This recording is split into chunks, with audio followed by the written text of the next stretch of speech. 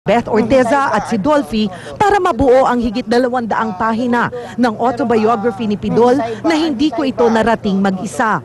Tunghayan ang kwento ng aking buhay, saglit muna kayong maging ako. Hari naway makapagdulot ng aliw at aral ang aking pinagdaanan. Inabot daw ng halos 1 taon si Beth para matapos ang libro na inilabas nila noong ika-80 kaarawan ni Pidol noong 2008. Dito raw masasalamin ang pagiging ama, lolo, artista at kadakilaan ng pagkatao ni Pidol. He was no longer yung Dolphy at the top of his career as nakagaya ng dati, no? It was very much the Dolphy na mahal ng tao. Si Direk Eric Quezon daw ang nakaisip na gumawa ng libro para hindi malimutan ng mga susunod na henerasyon ang hari ng komedya.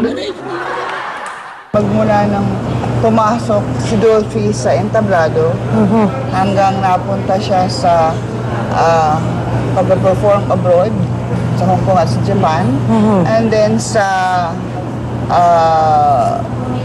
pagiging performer sa radyo, and then bago napasok sa TV, sa sine. Kwento naman ni Mang Rene, personal manager ni Pidol ng higit 40 taon, kakaiba raw talaga magmahal ng mga anak si Dolphy. Ikaw, Rene, ngayon ka pa lang. Pupuntahan natin ang lahat ng presinto. Yung palang ibig sabihin ng presinto, yung mga bahay ng mga anak niya. Pambihira ka ito tao ito. Hindi talaga nagpapapaya sa pamilya. Sa mga taping o shooting, gusto raw ng hari ng komedya na kasalo parati sa pagkain ang lahat ng staff, driver at fans niya, bagay na pinatunayan ni Aling Yolanda.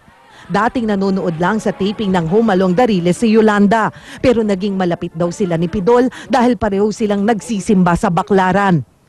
Ilalapitan niya yan, pinatawag kami, magpapakamay, magpapakiss, bibigay siya ng financial sa anak niya, sasabihin na pakainin itong tao na to, dali mo sa kantin, ganun po siya kabait, ma'am. Nasa libro ring ito ang mensahe ng hari ng komedya para sa lahat ng mga nakilala niya at nakakakilala sa kanya. Sa mga sumubaybay at tumangkilik sa aking career, sa lahat ng mga napatawa ko at napaluha, sa mga buhay pa at patay na, kung kayo may nasaktan ko, patawarin niyo ako. At kung kayo ang nagkasala sa akin, pinatatawad ko na kayo. Cheryl Cosim, News 5.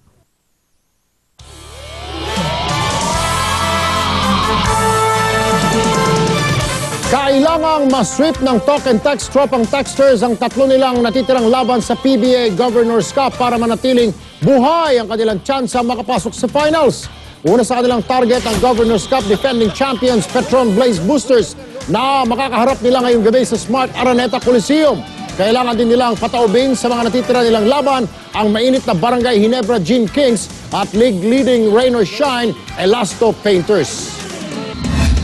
Nasa ika-5 pwesto naman ang Ultimate Frisbee National Team ng Smart TV5 Pilipinas sa qualifying stage ng 13th World Ultimate Guts Championship 2012 sa Osaka, Japan. Pinangungunahan ng kupunan ng kapatid star na si Derek Ramsey. Si Derek din ang 9th leading scorer ng nasabing torneo.